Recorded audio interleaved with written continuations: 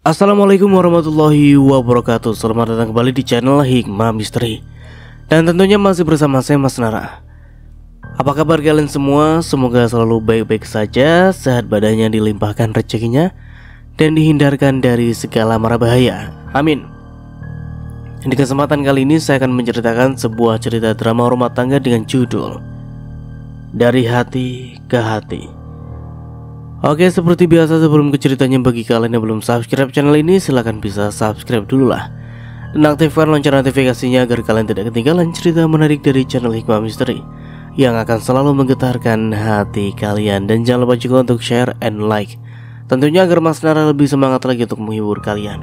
Oke, kalau sudah, terima kasih, and so just try keep up with me.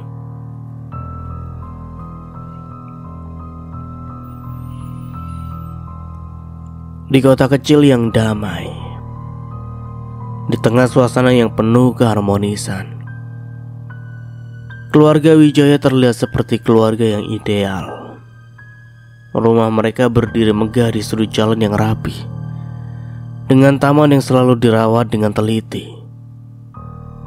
Dito Wijaya, seorang dokter yang sukses yang diakui keahliannya, selalu tampak dengan jas putihnya yang bersih dan senyum yang memikat.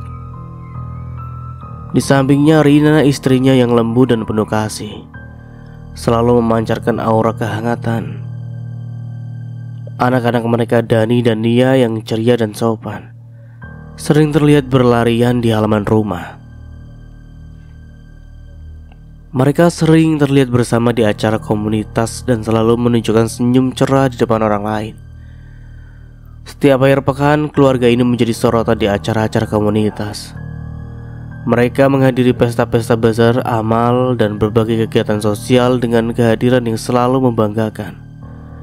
Senyum mereka yang cerah selalu membuktikan bahwa mereka adalah keluarga yang sempurna, sebuah ilusi yang menenangkan mata yang melihat, namun sebenarnya menyembunyikan kegundahan di balik tirai kebahagiaan. Ada sebuah rahasia yang perlahan-lahan menggerogoti hubungan mereka. Dito, meskipun mencintai keluarganya, merasa tertekan dengan tuntutan pekerjaan dan tanggung jawab rumah tangga. Rina yang setia mendampingi Dito seringkali merasa terabaikan dan tidak dihargai. Namun di balik tirai bahagia itu, sebuah rahasia kelam mulai menggerogoti hubungan mereka. Dito meski tampak bahagia di luar, ia merasakan tekanan yang semakin berat dari tuntutan pekerjaan yang tak pernah berakhir. Setiap hari ia pulang larut malam dengan tubuh yang lelah dan pikiran yang penuh dengan stres. Tanggung jawab sebagai dokter yang harus selalu siap membantu pasien membuatnya semakin menjauh dari rumah. Rina yang selalu berada di belakang layar dengan peran sebagai ibu rumah tangga merasa terpinggirkan. Setiap malam ketika Dito pulang, Rina harus menyambutnya dengan senyuman. Meskipun di dalam hati ia merasa kesepian yang mendalam.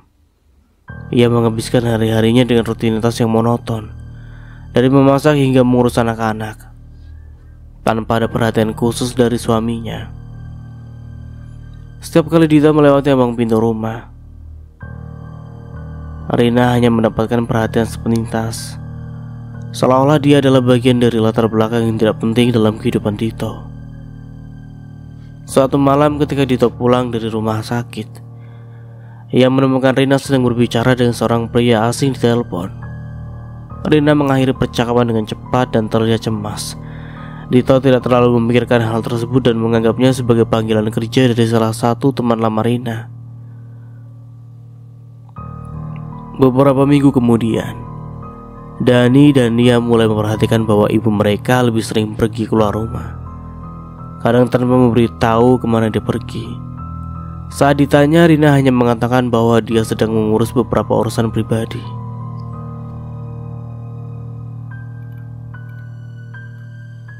Kecurigaan mulai merayap ke dalam diri Dito saat dia menemukan sebuah pesan di telepon Rina yang tertinggal di meja makan. Pesan tersebut berasal dari seorang pria bernama Ardi. Isi pesan tersebut penuh dengan ungkapan rindu dan hasrat yang tak bisa disembunyikan dan mengajak bertemu.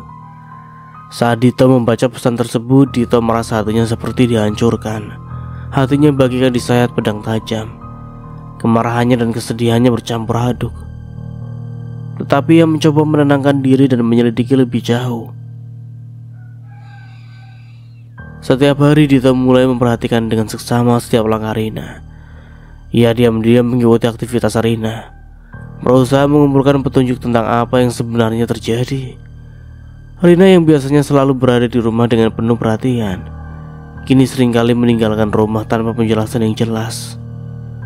Setiap kali ia mengatakan bahwa harus keluar untuk urusan pribadi, Dito merasa ada yang tidak beres.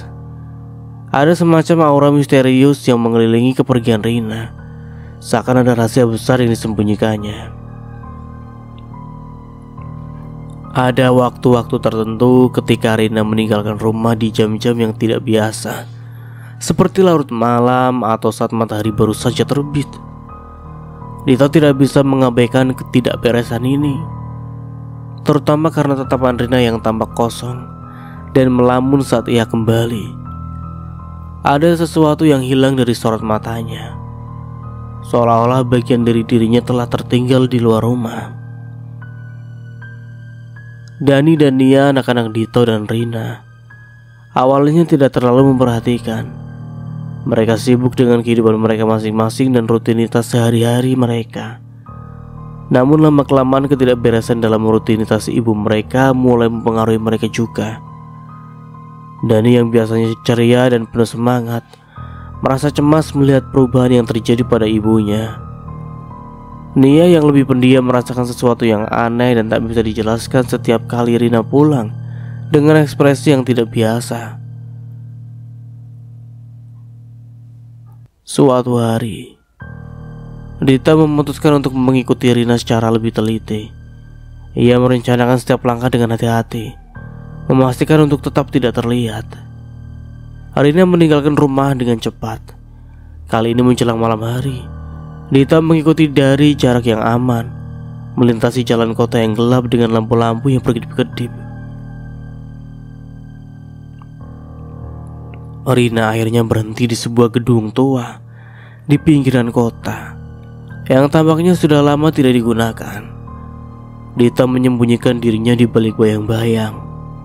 Memantau dengan seksama, Rina memasuki gedung itu dengan langkah hati-hati, dan Dita mengikuti dari jauh.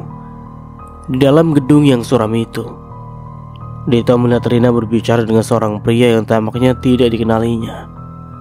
Percakapan mereka terdengar serius dan penuh rahasia, dan Dita bisa merasakan ketegangan di udara. Dari sudut pandang Dita, semuanya semakin menjadi misteri. Apa sebenarnya yang dilakukan Rina di tempat ini? Dan siapa pria yang berbicara dengannya? Dita merasa terombang-ambing antara rasa penasaran dan kekhawatiran.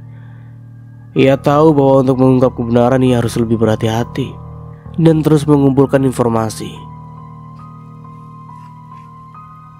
Sementara itu, Dani dan Nia meski belum tahu sepenuhnya apa yang terjadi, merasakan perubahan di rumah mereka. Mereka mencoba mendekati ibu mereka dengan lebih banyak perhatian dan kepedulian. Tetapi Rina semakin menjauh, seolah-olah terjebak dalam dunia yang tidak bisa mereka jangkau. Ketika Dito kembali ke rumah malam itu, pikirannya penuh dengan pertanyaan tanpa jawaban. Ia tahu bahwa untuk melindungi keluarganya, ia harus menggali lebih dalam dan menemukan apa yang sebenarnya terjadi dengan Rina. Namun dalam pencarian kebenaran ini, ia harus siap menghadapi resiko dan bahaya yang mungkin mengancam keamanan keluarganya.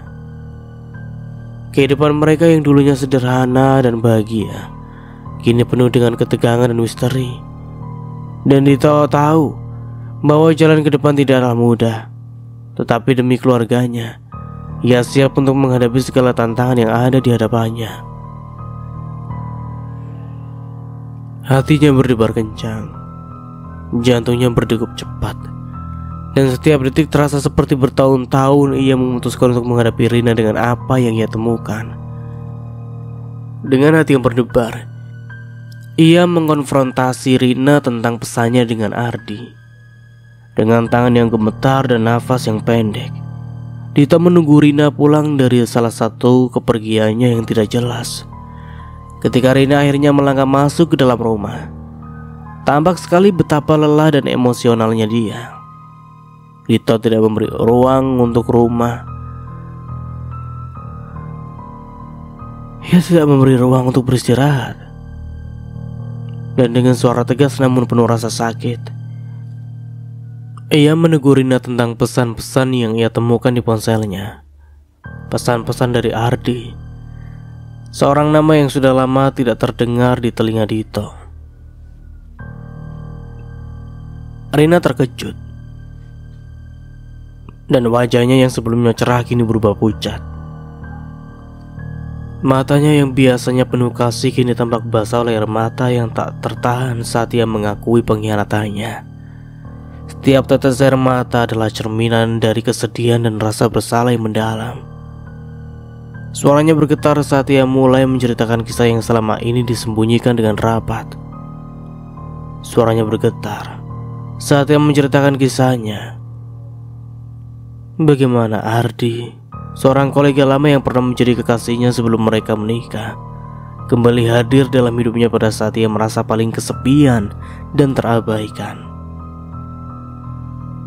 Rina menjelaskan betapa hancurnya perasaannya ketika merasa tidak mendapatkan perhatian dan cinta dari Dito. Ia menyadari kesalahannya, tetapi juga merasa bahwa Dito tidak pernah melihatnya sebagai lebih dari sekedar ibu rumah tangga yang tidak berarti. Aku tahu kamu merasa terluka. Rina memulai, suaranya hampir seperti bisikan. Dan aku tidak bisa menyembunyikannya lagi.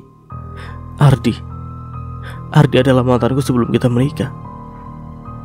Dia kembali muncul dalam hidupku ketika aku merasa paling kesepian dan terabaikan. Dito merasa seolah seluruh dunia berputar di sekelilingnya. Kenyataan ini begitu menghancurkan sehingga ia hampir tidak bisa mempercayainya.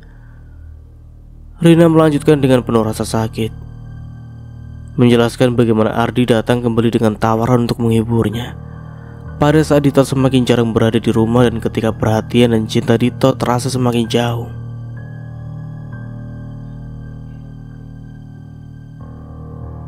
Ketika kamu semakin sibuk dan aku merasa sendirian, Ardi mulai menghubungiku.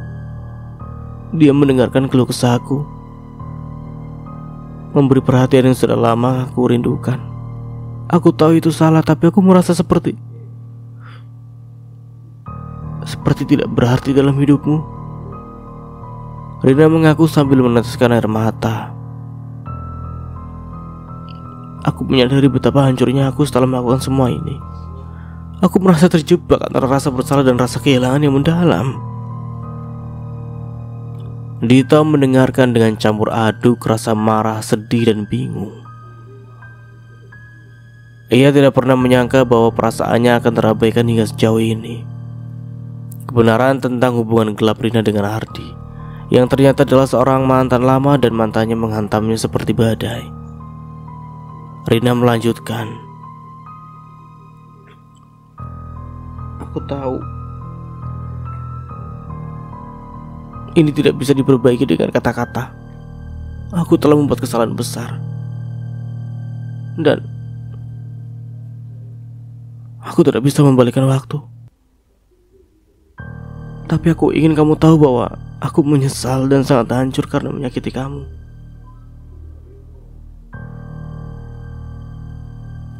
Dito merasa menyesal. Hatinya hancur, dan semua kenangan indah bersama Rina terasa seperti mimpi buruk yang tidak pernah ia bayangkan. Ia merasakan beban emosional yang sangat berat dan sulit untuk menentukan langkah selanjutnya. Malam yang dingin dan mencekam itu terasa semakin berat dengan pengakuan Rina yang mengubah segalanya. Di tengah ketegangan dan kesedihan malam itu, Dito harus memikirkan apa yang akan terjadi selanjutnya. Apakah ia akan mampu memaafkan Rina dan mencoba untuk memperbaiki hubungan mereka, ataukah pengkhianatan ini akan menjadi akhir dari perjalanan mereka bersama? Suasana malam itu yang dingin dan penuh misteri menyisakan banyak pertanyaan dan ketidakpastian di hati Dito. meninggalkannya dalam keadaan bingung dan terluka. Dito merasa hancur, tetapi dia berusaha untuk tetap tenang dan meminta waktu untuk memikirkan langkah selanjutnya. Dalam beberapa hari ke depan mereka tinggal di rumah yang sama namun dengan jarak emosional yang sangat jauh. Mereka saling diam dan terpaut dalam pikirannya masing-masing. Dito bingung.